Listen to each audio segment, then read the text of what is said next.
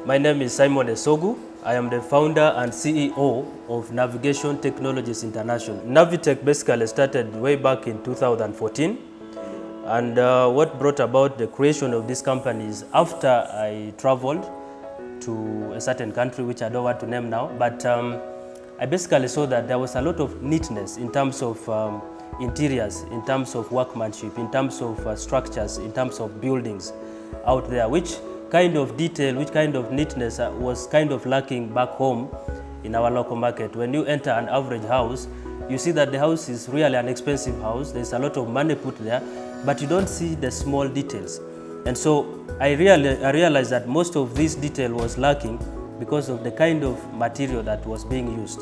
And so because of that, I started thinking, how about we create some smart solutions? We create some smart, building materials and then bring them over to our market so that now people that desire class, people that desire, detail, people that desire neat things can have a one-stop center, and they go and say, okay, give me this door, which door will not just serve as a door. It will also add class, it will add glamour, it will add beauty to your house. And so that is the inspiration. Now, in terms of our market experience so far, we were actually overwhelmed to realize that a lot of Ugandans have been desiring things that are unique, things of value, but most of them don't really know where to find them. And so when we started out way back in 2014, we've got a lot of people picking interest in what we do, in what we have, in what we sell. And so we have a section of the market that specifically targets quality, that specifically wants good materials, and those are the clientele that we have. It is growing day by day, and I can say that word of mouth is working for us, because every time we do a job, we do a site, people go there and all they want to know is, who did this for you? Where did you get this? And so we get a lot of customers referred to us by people that we have worked for, people that from sites that we have already constructed. So the market is peaking, it is growing by the day, and I believe that going forward, it is even going to be bigger, because lately, Uganda seems to value a lot of class. Yes, we've faced a couple of challenges. First is that most of our materials are imported, and the fact that they're imported means there is a waiting time.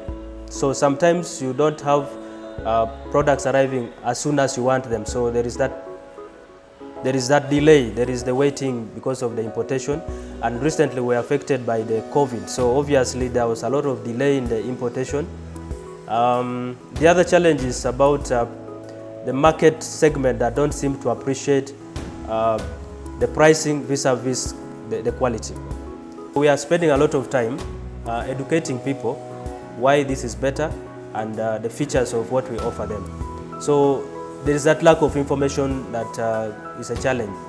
Yeah, but it's something that we are working on, and people are slowly buying in. What I would say for me is that before going into any business, really, the first thing is to fall in love with what you want to go into.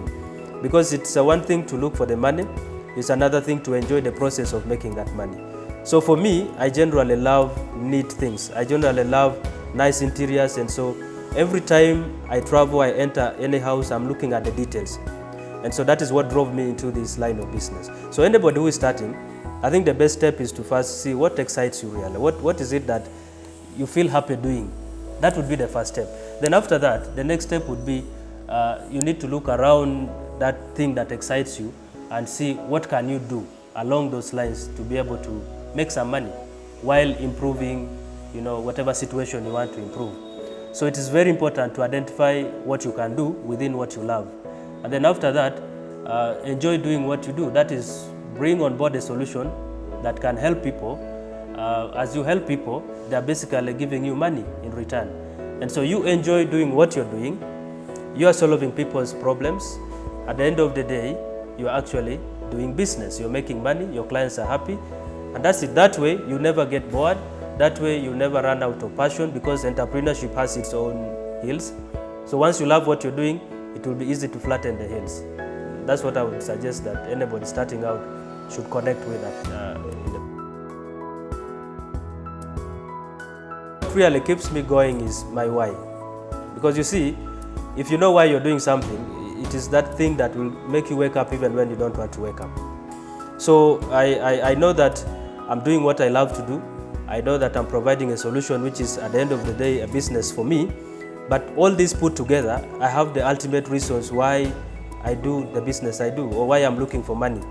So I know that at the end of the day, we need to get a better society, we need to get a better construction industry that has got the appeal of the international standards. If somebody came to Uganda and visited you and get into your house, it should feel like Uganda is also somewhere there in terms of quality, in terms of standards. So sometimes when things are really tough and you're thinking, do I continue, don't I?